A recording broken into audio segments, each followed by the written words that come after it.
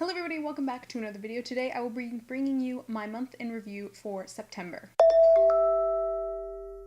September was a good reading month. I only read 12 books, and of those 12 books, one of them was actually a reread. However, my average star rating was 4.375. Basically, I read a lot of shit that I enjoyed this month. There were quite a few books that I rated 4 or 5 stars, obviously, but I'll highlight a few. Obviously, Jonathan Strange and Mr. Norrell. This was a reread from back in June where when I first read it, I had rated it 4 out of 5. And then I watched the miniseries on Netflix and became trash. And then I reread the book and realized I actually enjoyed the book a lot more having seen the show, and so bumped my rating up an entire star point. Says a lot. Really is a good book. It is a tome. I'm not gonna in any way tell you it's not long because my paperback copy is over 1,000 pages, but it is really good. And the miniseries is fantastic. Another favorite from this month is the amazing book Is Not on Fire, The World of Dan and Phil by Dan Howell and Phil Lester, also known as Dan Is Not on Fire and Amazing Phil here on YouTube. Dan Is Not on Fire and Amazing Phil I really like watching. They just make me smile, and I got the audiobook of their book, and I know that it was designed to be a visual thing for me to look at, but I cannot deny that the audiobook just had me in stitches laughing the whole time. I recommended it to a friend of mine who had no idea who these two guys were, and I just said, I think even without knowing them, you can listen to this and just smile. Like, you'll just smile. There's an awkward humor you have to appreciate in there somewhere. But yeah, that was 5 stars. Another book I rated 5 stars was Crooked Kingdom by Leigh Bardugo. This was the sequel to Six of Crows and the concluding novel of that Six of Crows duology, and it's interesting. I can't really say whether or not I liked it more than Six of Crows because Six of Crows and Crooked Kingdom ended up being two very different books. If there's one thing I can say about both these books, it was always about the characters, these 6 people who were really different and most of whom were pretty despicable human beings, and their need to come together for a common purpose even if they all kind of hated each other. But I think Six of Crows had a lot more of the this is the heist, so there was a bit more plot movement going on in that book versus Crooked Kingdom, which kind of entrenched itself within the characters even more.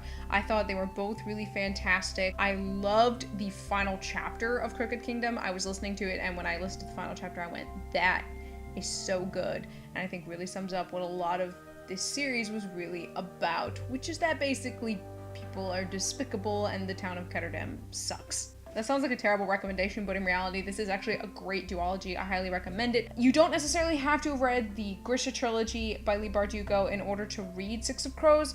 There are, however, in Crooked Kingdom, some things dropped in and mentioned, which if you haven't read the Grisha trilogy, you're gonna be like, well, what is the Civil War in Ravka? Like, what is that? We read this book recently for an online book club I'm part of, and one member had not read the Grisha trilogy and came in and said, what exactly is that? Can someone tell it to me without, like, spoiling the Grisha trilogy? And we're like, no, it's basically the point of the Grisha trilogy. We really cannot tell you what it is, so just go read the Grisha trilogy. Despite the fact my average rating was really high, I do want to mention one book as a kind of disappointment. That's Empire of Storms by Sarah J. Maas. I gave this book 3 out of 5 stars, and in my review of this book, I had to kind of come to the conclusion that I'm actually getting kind of tired of the Throne of Glass series.